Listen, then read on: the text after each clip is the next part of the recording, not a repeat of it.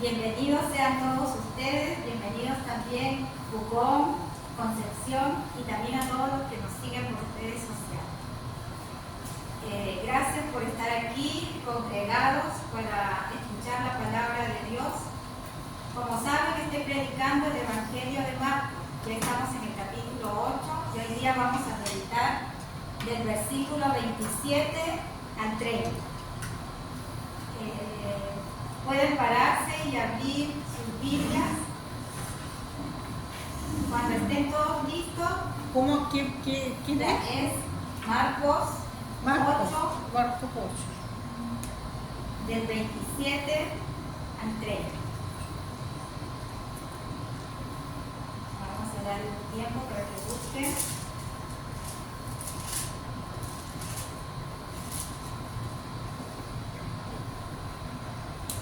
Marcos 8. 27 al 30. Dice así la palabra. Salieron Jesús y sus discípulos por las aldeas de Cesarea de Filipo, y en el camino preguntó a sus discípulos diciéndoles: ¿Quién dicen los hombres que soy yo?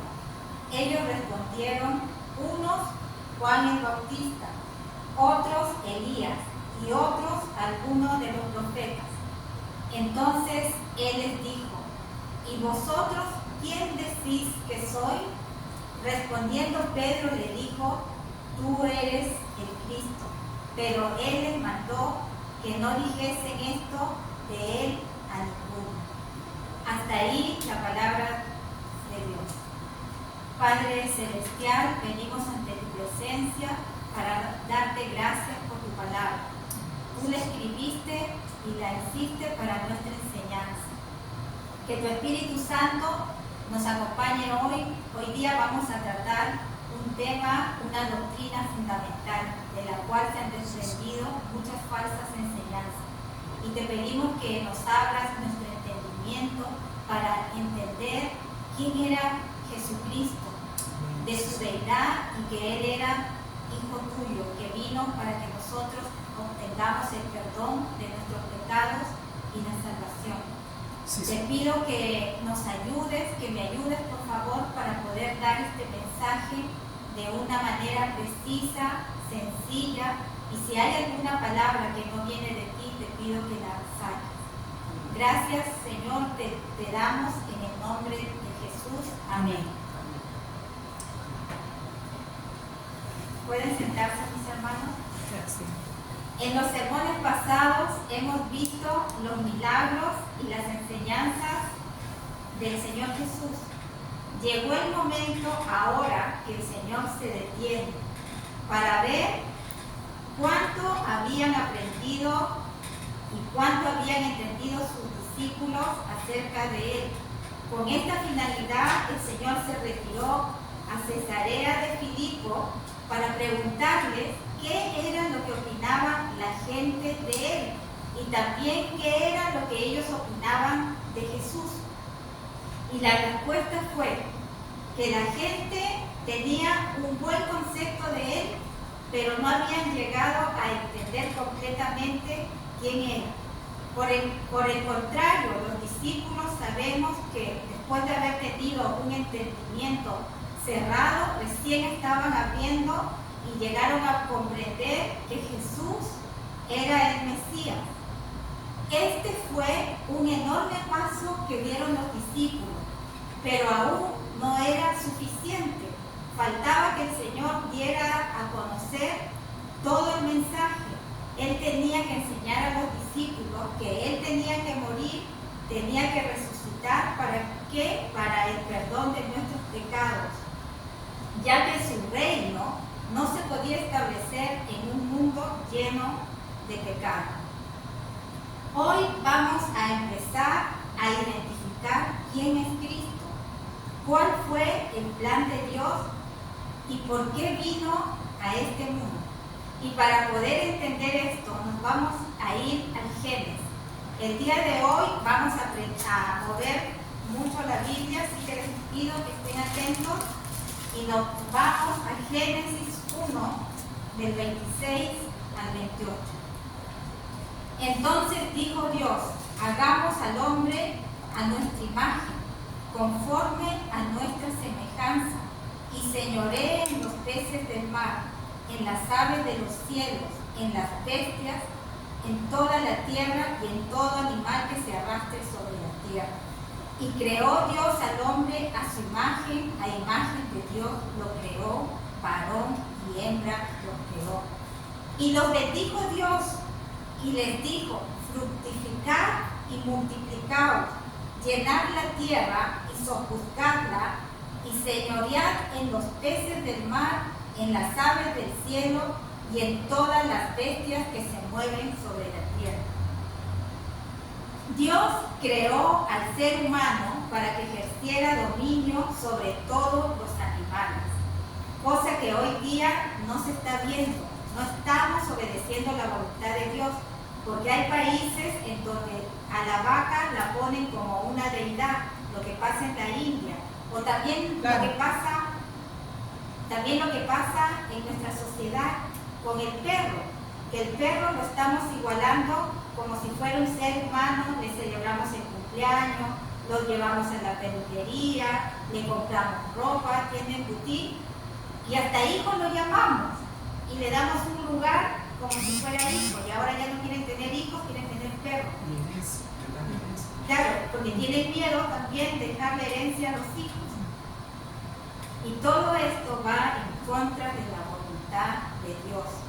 Dios también ordenó que se reproduzca y creó al hombre a su semejanza para que lo represente aquí en la tierra, para que seamos un recordatorio perpetuo de que Dios existe y Él ha puesto su imagen en nosotros y nosotros hemos sido creados para la gloria del Señor y para que nosotros lo adoremos en todo, en espíritu y en verdad.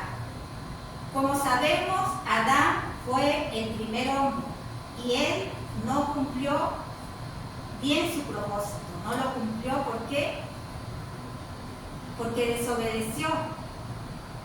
Y todo esto, a causa de su pecado y de su desobediencia, fue la causa de su muerte espiritual, la destitución de la gloria de Dios. Ahora vayamos a Génesis 9:1.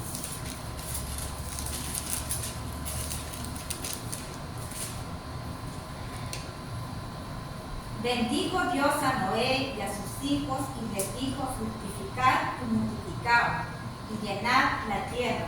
Ahora le dice a Noé que se multipliquen y llenen la tierra, pero también Noé no cumple con el propósito de Dios de manera perfecta, porque sabemos que él en un momento dado se emborrachó, ¿se acuerdan? Ahora vayamos al Génesis 12, del 1 al 3. Dice, pero Jehová había dicho a Abraham, vete de tu tierra y de tu parentela y de la casa de tu padre a la tierra que te mostraré. Y haré de ti una nación grande y te bendeciré y engrandeceré tu nombre y serás bendición. El propósito, como podemos observar, sigue siendo el mismo. También más adelante, en Génesis del 17, del 1 al 7, también le dijo lo mismo a Jacob. El propósito para el cual el hombre fue creado fue para glorificar a Dios, pero nunca se cumplió el objetivo de manera plena. ¿Por qué? Por causa del pecado. Por causa del pecado, el juicio, la enfermedad y la muerte reinaron en el ser humano y no había reposo para él. Luego nació la nación de Israel. Moisés también desobedeció y no cumplió con el plan perfecto. Luego vino Josué. También él trató de cumplirlo, pero hizo su tarea a medias. Luego viene el establecimiento de los reyes. Y sabemos que el primer rey fue Saúl. Saúl era un hombre orgulloso y lleno de envidia contra David. ¿Se acuerdan que quería matarlo y lo perseguía? Bueno, luego vino David como rey y parecía que él iba a cumplir perfectamente el propósito de Dios, ya que él era conforme a su corazón. Era un hombre que meditaba mucho sobre la ley de Dios. Pero ¿qué pasó con David? Asesinó al esposo de la mujer con la que adulteraba. Pero una cualidad de David era su humildad, que él cuando cometía un error lo reconocía y después llegaba y a mares de llanto y de gritos le pedía perdón a Dios. Esto quiere decir que él se arrepentía y no era orgulloso. Luego vino Salomón. Es el rey que logró que la nación de Israel creciera. Y no solo eso, sino que venía mucha gente para que le dieran consejos, ya que él tenía una gran sabiduría que Dios le había dado. ¿Por qué? Porque él le había pedido que no quiero oro ni plata, porque quería él era sabiduría. Entonces venían otras gentes de otras naciones a pedirle consejos. Y en ese momento la gente decía, wow, ¿qué tipo de consejos nos dan? Y dijeron y llegaron a pensar que el Dios de él era el Dios verdadero. Pero ¿qué hizo Salomón? ¿Cumplió con el plan de Dios? A Salomón se le dio de todo para que pudiera representar a Dios íntegramente.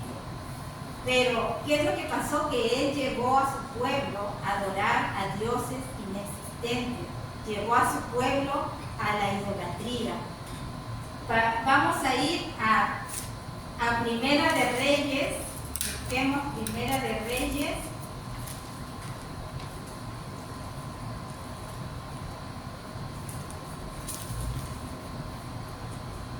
11 del 1 al 7.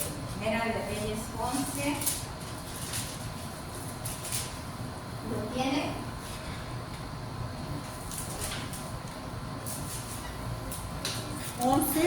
Del 1 al 7. Del 1 al 7. Ya. Pero el rey Salomón amó, además de la hija de Faraón, a muchas mujeres extranjeras, a las de Moab, a las de Amón, a las de Edom, a las de Sidón y a las Eteas, gente de las cuales Jehová había dicho a los hijos de Israel, no os llegaréis a ellas, ni ellas se llegarán a vosotros, porque ciertamente harán inclinar vuestros corazones tras sus dioses. A estas pues se juntó Salomón con amor, y tuvo 700 mujeres reinas y 300 concubinas, y sus mujeres desviaron su corazón. Y cuando Salomón era ya viejo, sus mujeres inclinaron su corazón tras dioses ajenos, y su corazón no era perfecto con Jehová su Dios como el corazón de su padre David, porque Salomón siguió a Astoret, diosa de los sidonios, y a Milcom, ídolo abominable de los amonitas. E hizo Salomón lo malo ante los ojos de Jehová, y no siguió cumplidamente a Jehová como David su padre. Entonces edificó Salomón un lugar alto a Quemos, ídolo abominable de Moab, en el monte que está enfrente de Jerusalén, y a Moloc, ídolo abominable de los hijos de Amón. Qué terrible cómo desobedeció, ¿no? Claro. Tuvo muchas mujeres y adoró a ídolos. En el Antiguo Testamento ya se estaba profetizando de la venida de Cristo, de la venida de ese Mesías que iba a cumplir perfectamente el plan de Dios. Vayamos a Isaías, y después quiero que se queden ahí en Isaías porque vamos a ir recorriendo a Isaías. Vamos a Isaías 7:14.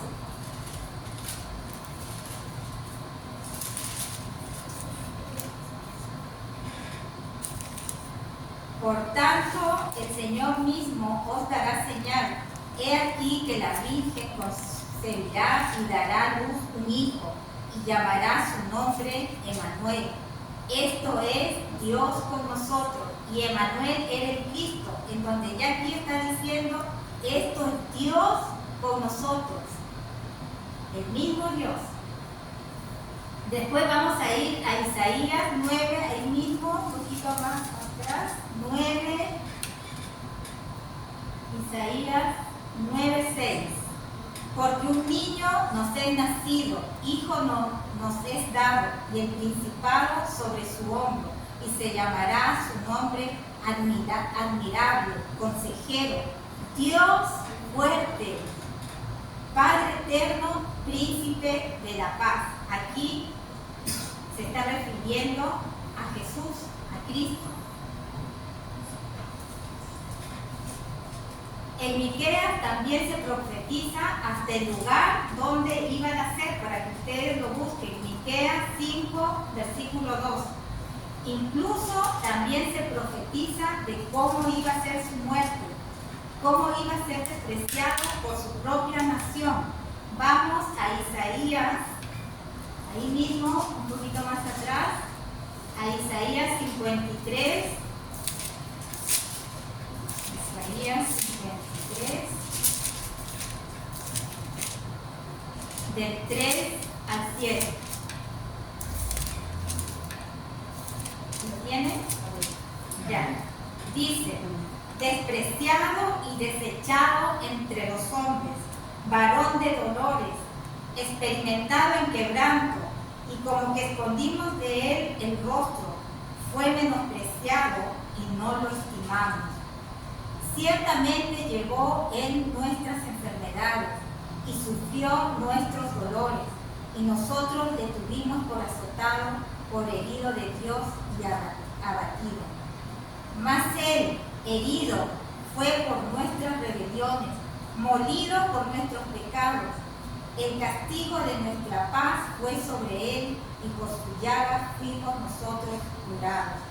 Nosotros nos descarriamos como ovejas, cada cual se apartó por su camino, mas Jehová cargó en él el pecado de todos nosotros. Angustiado y afligido, no abrió su boca, como cordero fue llevado al matadero, y como oveja delante de sus trasquiladores enmudeció y no abrió su boca. O sea, cuando él fue llevado a la crucifixión, no puso ninguna palabra de oposición.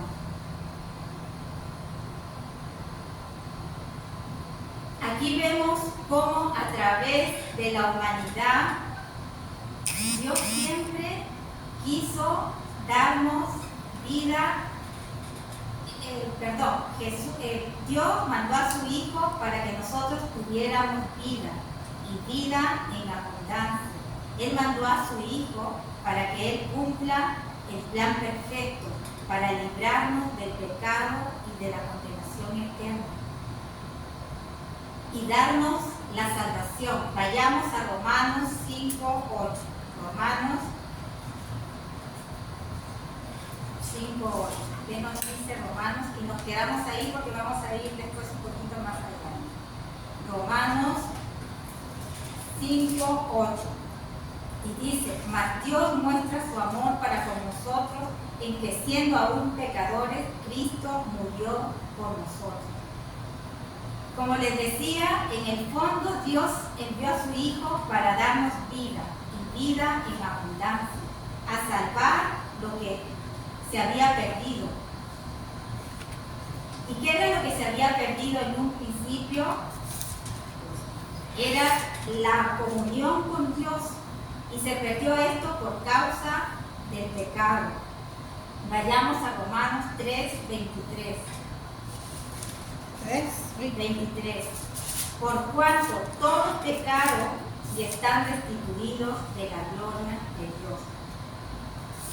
Por lo tanto, el castigo por el pecado no es la muerte física, sino la muerte espiritual. Y esto es lo que se había perdido desde un inicio con Adán, que al pecar el castigo fue la restitución de la obra de Dios, de la gloria de Dios. Y por esto Cristo viene, porque nosotros necesitamos tener un Salvador, un puente para volver a tener nuevamente comunión con Dios y que nos pueda perdonar. Jesús vino a una misión y la cumplió con cabalidad, por amor y obediencia a su Padre. Ahora vayamos al versículo 27 y 28. Salieron Jesús y sus discípulos por las aldeas de Cesarea de Filipo, y en el camino preguntó a sus discípulos diciendo: ¿quién dicen los hombres que soy yo? Ellos respondieron: unos Juan el Bautista, otros Elías y otros algunos de los profetas. Estas preguntas de Jesús a sus discípulos reviste una enorme importancia. Dice: ¿quién dicen los hombres que soy yo? Jesús sigue siendo hoy en día la figura más polémica de la humanidad. Solo deja indiferentes a los ignorantes, y aún estos, tarde o temprano, como todos los demás, vamos a tener que tomar una decisión de qué es Cristo para nosotros. Algunos lo odiarán y otros lo amaremos. En aquel tiempo se pensaba que era un profeta, y la razón era evidente. ¿Por qué? Porque tenía un poder sobrenatural y una sabiduría que solo los profetas en el Antiguo Testamento habían mostrado. Pero nada de esto tenía importancia. La primera pregunta solo servía para hacer reflexionar a los discípulos y a nosotros también, a fin de que podamos responder la segunda pregunta, y era: ¿qué es lo que opinan ustedes de mí? Lo importante era eso. Lo importante no era qué pensaban los otros de Cristo. Entonces les dijo: ¿quién decís que soy? Según el mundo, algunos afirman que Jesús es un personaje místico, es un revolucionario, es un comunista, llegan a decir hasta que es un feminista, porque defiende y porque le devolvió su dignidad a la mujer. O hay otros que dicen que es un Dios pequeño. En definitiva, el mundo no conoce a Jesús, no saben quién es. Y lo peor de todo, que tampoco quieren saber, no les interesa saber de Él. Si queremos que el mundo conozca a Cristo, debemos ser nosotros los discípulos que lo hagamos conocer a los demás y no quedarnos callados. No ser como cristianos que vivimos ocultando nuestras creencias. Tenemos que ser luz. Para ti, ¿quién es Jesús? Para mí, Jesús es el Creador, el que me amó a tal extremo que fue capaz de dar su vida por mí, para que yo pudiera ser perdonada y ser salvo. Él me libró de mi pecado. Él es mi Salvador, pero sobre todo es mi Señor. Tú no puedes tener a Jesús como tu Salvador si no estás dispuesto también a que sea tu Señor. ¿Qué significa para ti Cristo? Recuerda que muchos dicen que Cristo es simplemente parte de la historia y se acuerdan de Él algunas veces al año, cuando hay un bautismo, cuando hay un matrimonio, o cuando hay Semana Santa, o cuando están enfermos. Ahí se acuerdan de Jesús. O también tenemos el concepto según la religión que nos impusieron nuestros padres. También yo, cuando todavía no estaba convertida, pensaba que Cristo era ese Cristo de madera que estaba colgado dentro de una iglesia. Un Cristo que estaba con su cara triste, estaba dando como una expresión de lástima. Eso era Cristo antes para mí. O a veces lo miraba en un mendigo, en un enfermo, en alguien que estaba en la calle. Y ahí veía a Cristo. Y y sentía tanta pena, decía, ¡oye, aquí está Cristo! Voy a sacar una monedita y le voy a dar, pobrecito. Esa era la idea que tenía yo y esa es la idea que tienen muchas personas, que ven a Cristo de esa manera. Pero Cristo no es ese inerte, ese cansado, ese que inspira lástima, ese no es. Cristo es ese Dios vivo, es ese que mostró su poder, el que sanó enfermedades, el que da de comer a los enfermos, el que resucita muertos, el que echa fuera los demonios. Es ese Cristo poderoso, no es ese Cristo que inspira lástima. El estado espiritual de una persona depende de las convicciones y en el conocimiento de quién es Jesús y el conocimiento de su obra redentora en la cruz del Calvario. El ejemplo personal de nuestra vida, nuestro testimonio, es lo mejor que podemos mostrar al mundo de quién es Cristo, de cómo transformó nuestras vidas. Ese es el mejor testimonio que podemos dar a Jesús, a los demás, no un mendigo tirado en la calle. Es dar que somos nuevas criaturas, que Él nos transformó. Ahora vamos a ver quién dice ser según Él mismo. Cristo dice que es igual al Padre. Vamos a ir para entender un poco a Marcos 2, del 5 al 2. Marcos 2, del 5 al 12.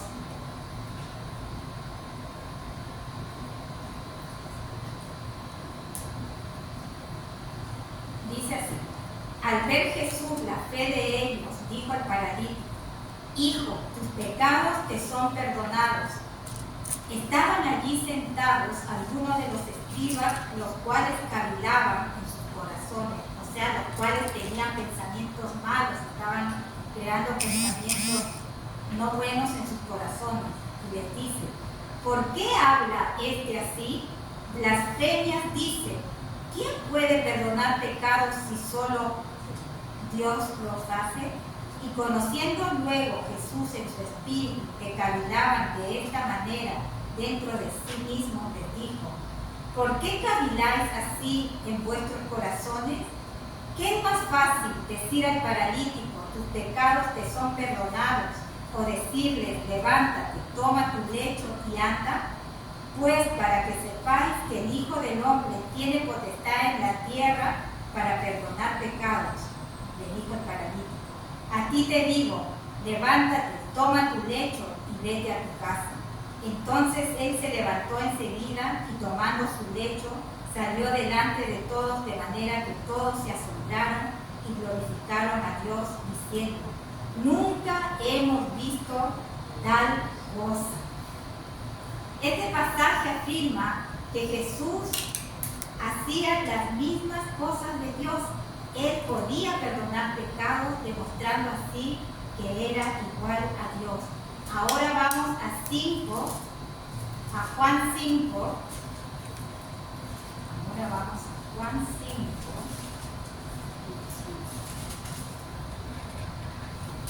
18, 19. Dice: respondiendo entonces Jesús y les dijo: de cierto os digo, no puede el Hijo hacer nada por sí mismo, sino lo que ve hacer al Padre, porque todo lo que el Padre hace, también lo hace el Hijo igualmente. En este pasaje es impresionante. Aquí los fariseos quedaron espantados. ¿Qué está diciendo este? Se está volviendo loco. Blasfemias habla. ¿Cómo puede afirmar que todas las cosas que Dios mismo hace, Él también las hace? Esto es una clara declaración de su deidad, que Él era Dios mismo. Es evidente que los judíos querían matarle porque estaban interpretando correctamente las palabras del Señor Jesús al afirmar que es uno con el Padre, aunque ellos esto lo interpretaban como blasfemia, porque desde la mentalidad judía chocaba con el fundamento de su fe monoteísta. En Deuteronomio 6, ellos se basaban en esto, en Deuteronomio 6:4, en donde decía: Jehová, oye Israel, Jehová nuestro Dios, Jehová uno es. Su idea monoteísta para ellos, su Dios era el Dios de Abraham, el Dios de Jacob, el de Isaac, el que abrió el mar rojo, el que hizo maravillas en Egipto, en el desierto. Para ellos ese era su Dios. Y cuando Jesús dijo que Él era igual al Padre, se escandalizaron. Esto no encajaba en ellos, que Cristo fuera ese mismo Dios que ellos conocían. Por eso se escandalizaban y se sorprendían cuando Cristo perdonaba pecados y consideraba estas cosas, ellos consideraban estas cosas como blasfemias. Ahora vamos a Juan 10, 30, 31. Juan 10, 30, 31.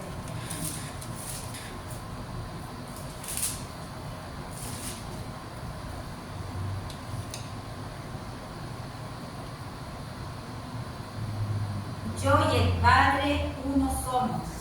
¿Ve? Aquí está clarito. Yo y el Padre uno somos. Entonces los judíos volvieron a tomar piedras para apedrearle. Jesús les respondió: muchas buenas obras os he mostrado de mi Padre. ¿Por cuál de ellas me apedreáis? Y ellos le respondieron, diciendo: por buena obra no te apedreamos, sino por la blasfemia, porque tú, siendo hombre, te haces Dios. ¿Vieron? Ellos no podían entender. Ahora vamos. Claro, ellos no aceptaban, no les entraba en sus razonamientos, en su intelecto, ni en sus corazones. Cuando decía: y el Padre y yo uno somos.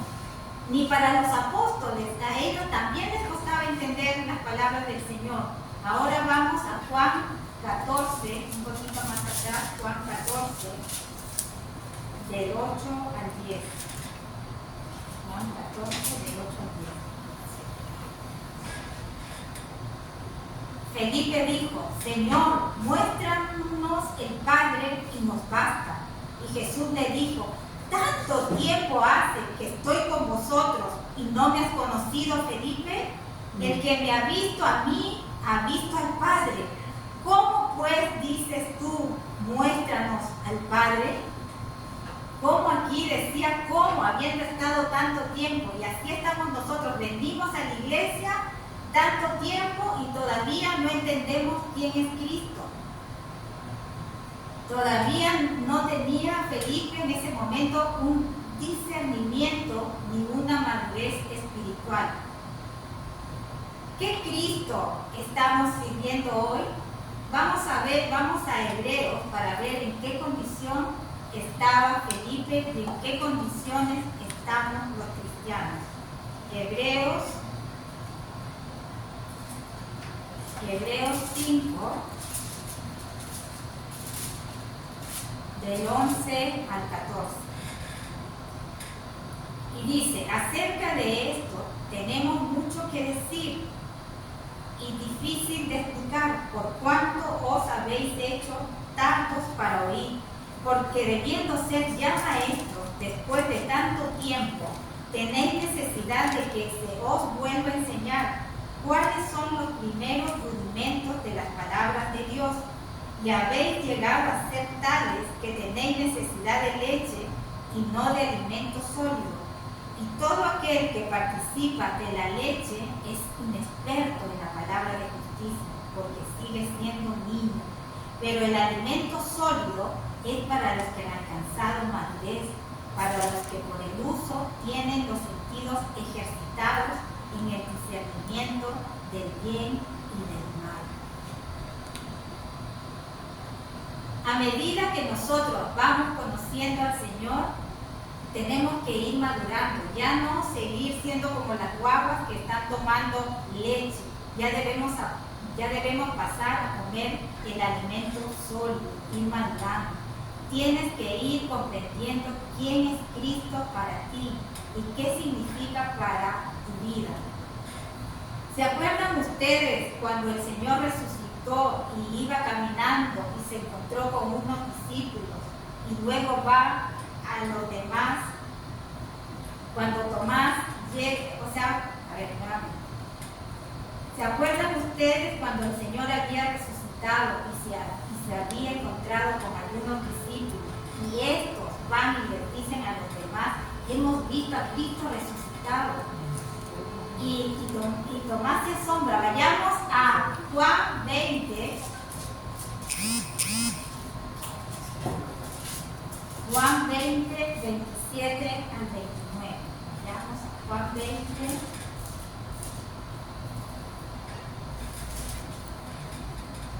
Luego dijo a Tomás: pon aquí tu dedo, le dijo, y mira mis manos, y acerca tu mano y métela en mi costado. Y le dijo: no seas incrédulo, sino creyente. Entonces Tomás respondió y le dijo: Señor mío y Dios mío. Tomás se sorprendió porque tenía frente de él a Dios. Recién reconoció que Cristo era Dios y dijo: Señor mío y Dios mío. Aquí él está haciendo una declaración de su deidad. Yo quiero poner énfasis en esta expresión, que nadie puede quedar indiferente al tener a Dios delante de nosotros. Nadie. Dios mismo era la sustancia y la esencia del Padre. Cristo era Dios. Para los apóstoles estaba suficientemente claro que Jesús no solo era el Mesías, sino Dios mismo. Vayamos a Juan 1:1.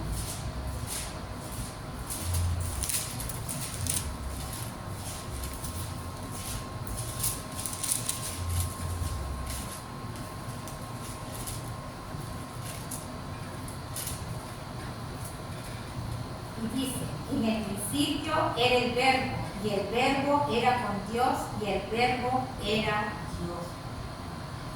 Juan estaba estableciendo la divinidad de Jesucristo.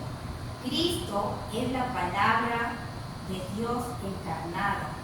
Nos está diciendo que el Verbo no es el Dios Padre, es Dios Hijo. Es decir, el Verbo era con Dios Padre y el Verbo era Dios Hijo. El Padre es uno y el Hijo es otro. Esto quiero que lo tengan en claro. Y no son la misma persona, son el mismo Dios, pero participan de la misma naturaleza y la misma esencia divina. Entonces son dos personas distintas. Son tres personas distintas, pero parte del Espíritu Santo.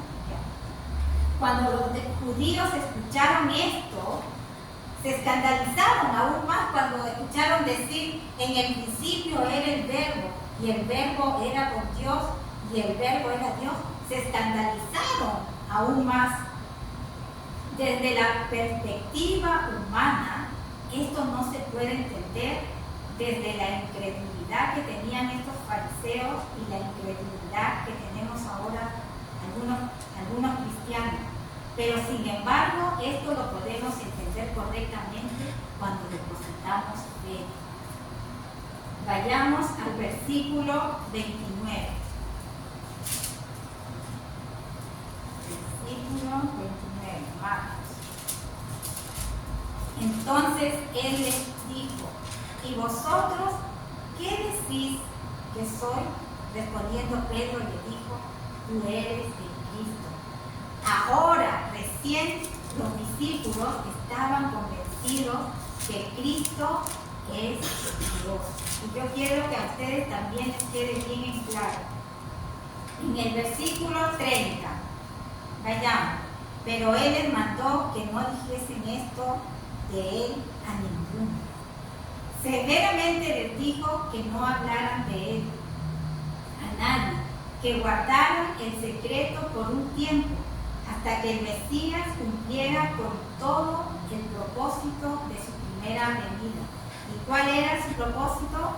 Que tenía que morir, que tenía que resucitar y ser ascendido. Él quería que escuchemos el mensaje completo.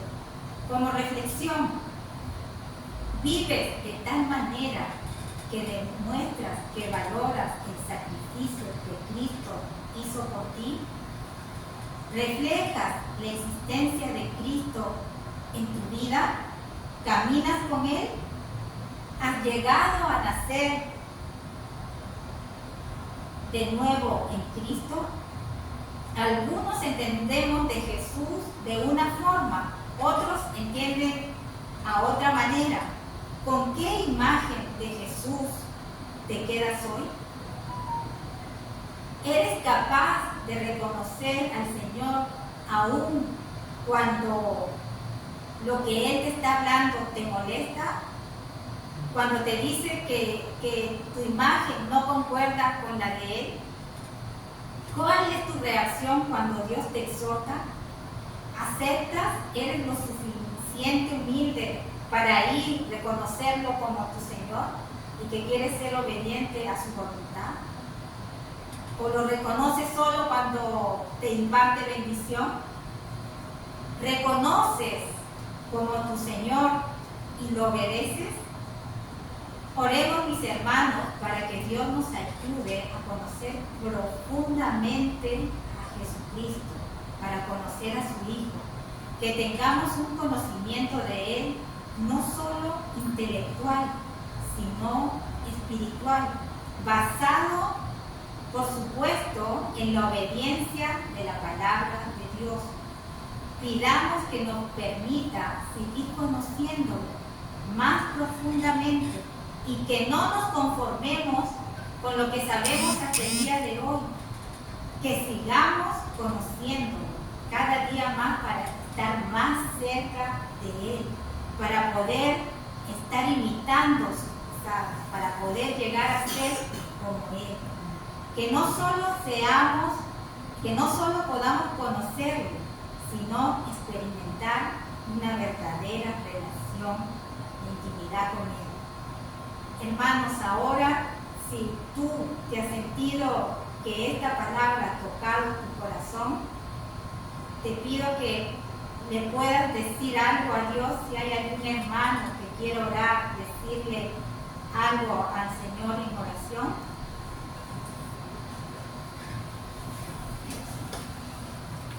Padre Santo, primero darte las gracias, Señor, por la palabra que nos trae de nuestra deseo. Gracias por mostrarnos a tu Hijo y hacernos entender, Señor, que tú y Él todos son.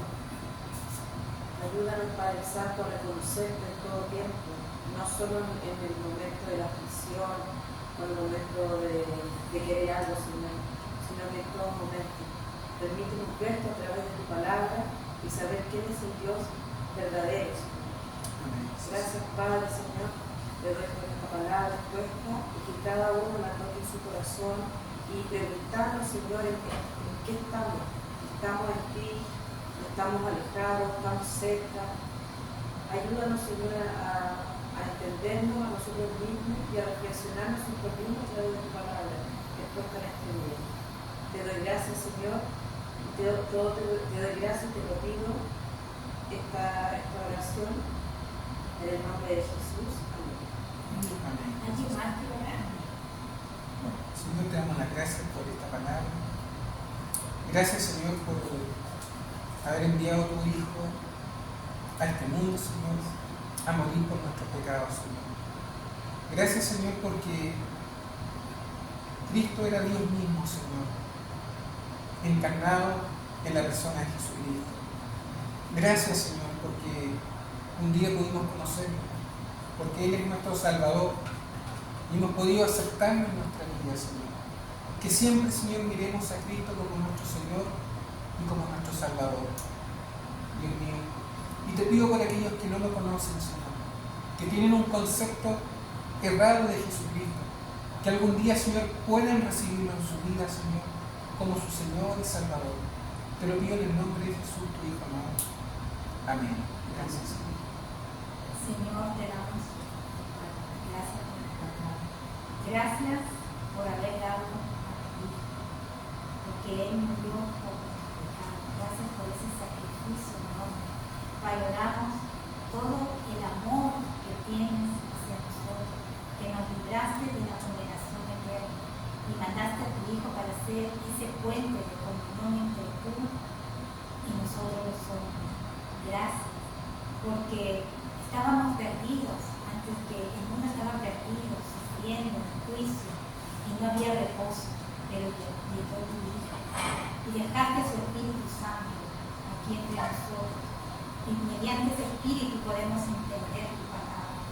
Gracias, Señor, por ser misericordioso, por acordarte de nosotros en todas las circunstancias, por habernos trasladado de esa oscuridad, Señor.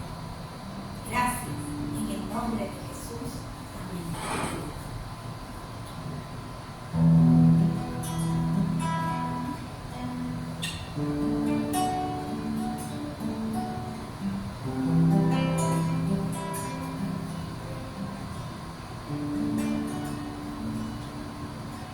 Me has tomado en tus brazos y me has dado salvación. De tu amor has derramado mi corazón.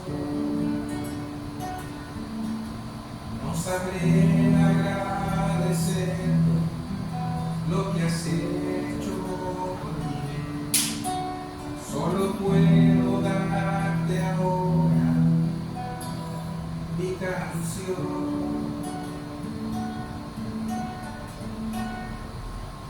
Yo te doy gracias, gracias, Señor, gracias, mi Señor Jesús. Gracias,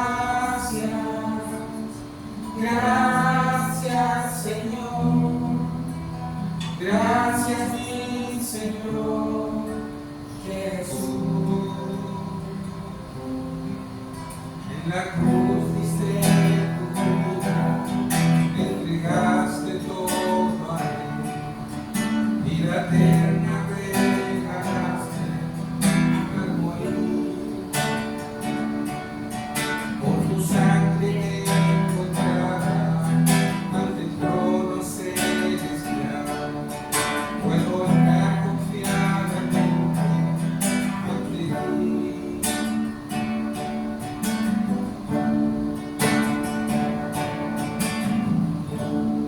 Yo te doy gracias, gracias, Señor, gracias, mi Señor Jesús.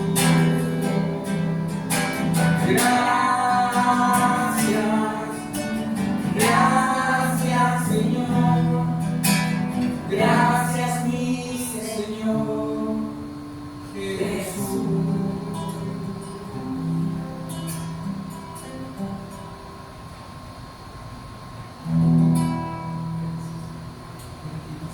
Gracias. Gracias, Señor, por tu muerte. Gracias, Señor, por tu sacrificio. Gracias, Padre eterno, por todo lo que nos has dado, Señor, a través de tu